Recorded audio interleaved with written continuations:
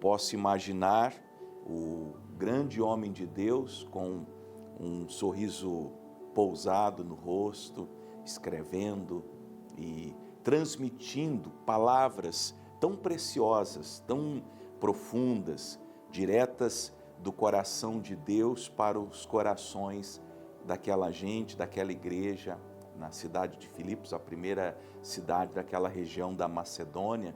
E Paulo, que foi para a beira de um rio orar e encontrou um grupo de mulheres lavando roupa, isso está em Atos 16 mais ou menos, e ali ele prega a palavra, pessoas se convertem, há um avivamento, milagres acontecem, a libertação daquela moça que adivinhava. Paulo é preso junto com seu colega de ministério e ora junto com Silas, clamam perto da meia-noite, as cadeias se abrem, ganha a família do carcereiro, enfim, uma igreja abençoada. E a igreja, uma das igrejas que Paulo muito amava, para a qual ele se dedicou bastante. Agora, apesar de ser uma carta alegre, uma carta feliz, uma carta que quase que nos dá a possibilidade de ver um sorriso em Paulo, ela foi uma carta escrita na prisão. Veja como são as pessoas de Deus. As circunstâncias à sua volta, os problemas que elas enfrentam, não tocam aquilo que elas têm dentro do coração. E mesmo dentro de uma prisão, Paulo está feliz, está alegre, está transmitindo essa alegria do Senhor, pois a alegria do Senhor é a nossa força. Eu quero ler para nós, nessa manhã, tendo feito essa breve introdução, Filipenses capítulo 4, do verso 4 ao verso 7. Filipenses 4, do 4 até o 7, e nesse primeiro trecho, nesse primeiro versículo, já dizer mais ou menos o que eu estou tratando, porque Paulo assevera: regozijai-vos sempre no Senhor, outra vez vos digo, regozijai-vos. E que autoridade esse homem tinha para dizer regozijai-vos, ou alegrai-vos, ou estejam felizes no Senhor? Por quê?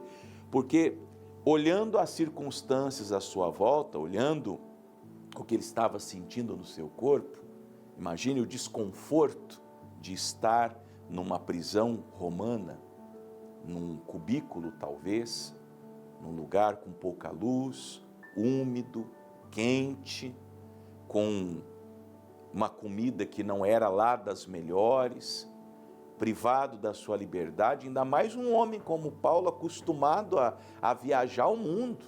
Paulo era um ser humano livre, era um ser humano que não se prendia, e ele que foi liberto da religião, que foi liberto do pecado, que foi liberto da geografia, e que estava sempre em movimento. Imagine para ele estar preso, um homem que ficou 30 anos em intenso movimento.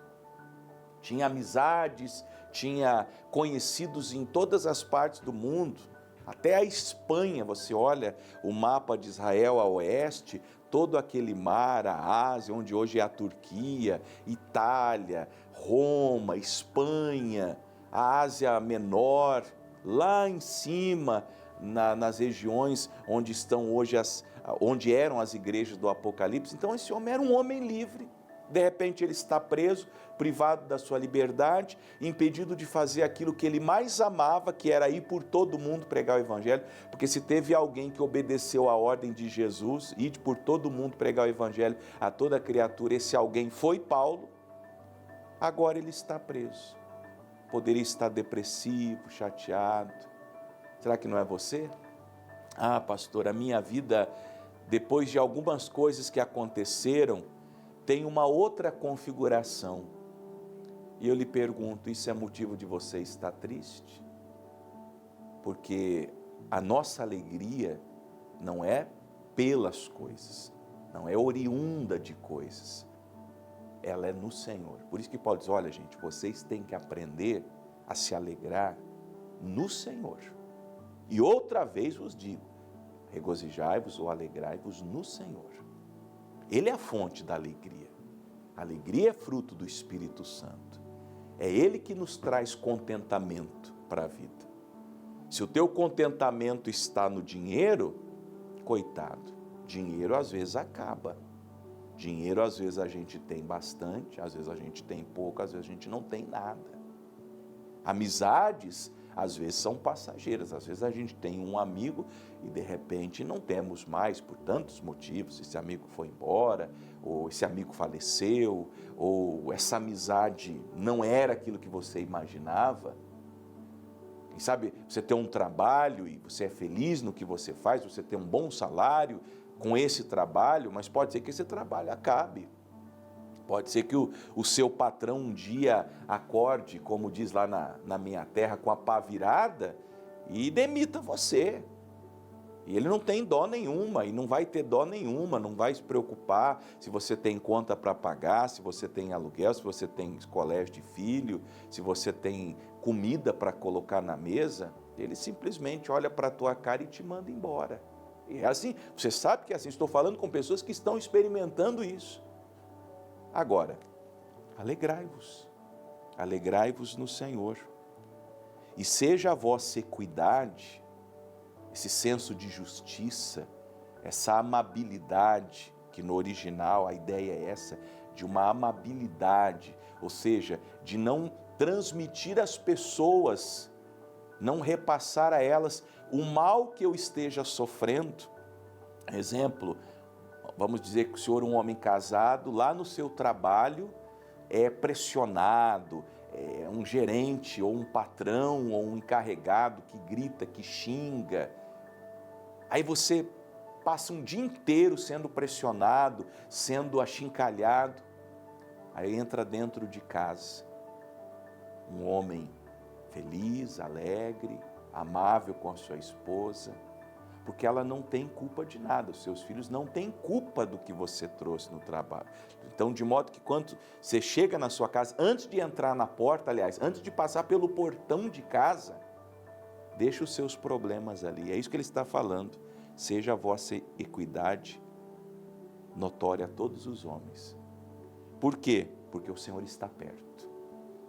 Nada vai me corromper ou me comprometer ou colocar um ponto final na minha história. Permita-me dizer isso como um profeta do Senhor. Nada que esteja lhe acontecendo hoje, em nenhuma área da sua vida, é um ponto final. Pastor, minha mulher foi embora, meu marido foi embora. Se o ímpio quiser se apartar, que se aparte. Porque neste caso, estou citando 1 Coríntios 7, o irmão e a irmã não têm culpa. Você não foi chamado para servidão.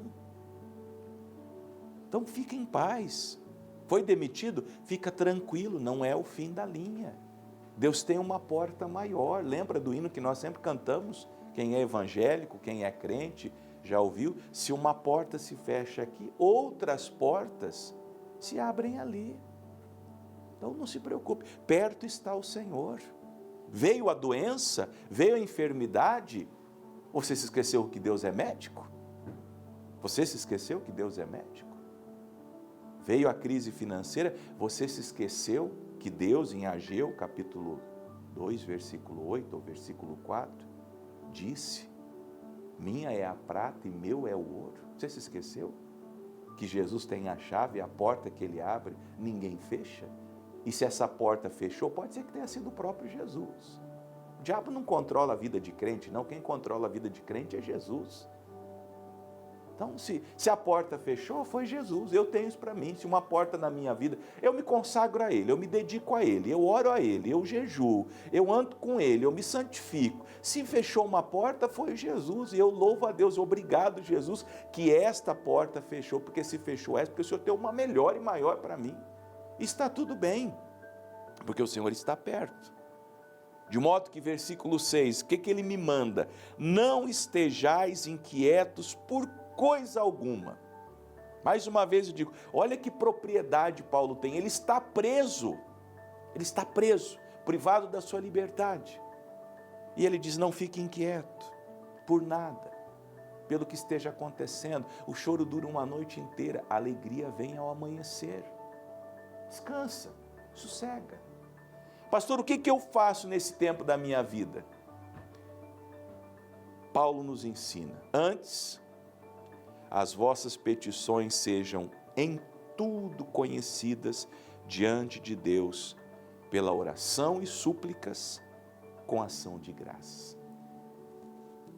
Deus permite as tribulações, as provações, as tentações, as lutas, as adversidades, as circunstâncias contrárias, as tempestades, os fortes ventos. E junto com esse tempo, ou com estes tempos, Ele nos chama à oração. A melhor hora para você bater numa porta é quando a porta está fechada, não é verdade? A melhor hora de você pedir uma bênção é quando você tem a necessidade da bênção. A melhor hora de procurar uma solução é quando você tem um problema.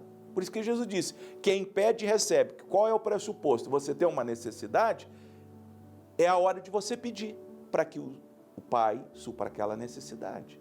Você tem uma porta fechada diante da sua cara, é a hora de você bater na porta, crendo com ação de graças, como a gente acabou de ler, para que essa porta se abra. Você está batendo e dizendo: graças a Deus, porque eu sei que Deus vai me abrir essa porta. Você está cheio de problemas, então vai procurar soluções. Meu amado irmão, minha amada irmã, desempregado, desempregada, endividada, vai buscar soluções para a sua vida financeira, porque quem procura, acha.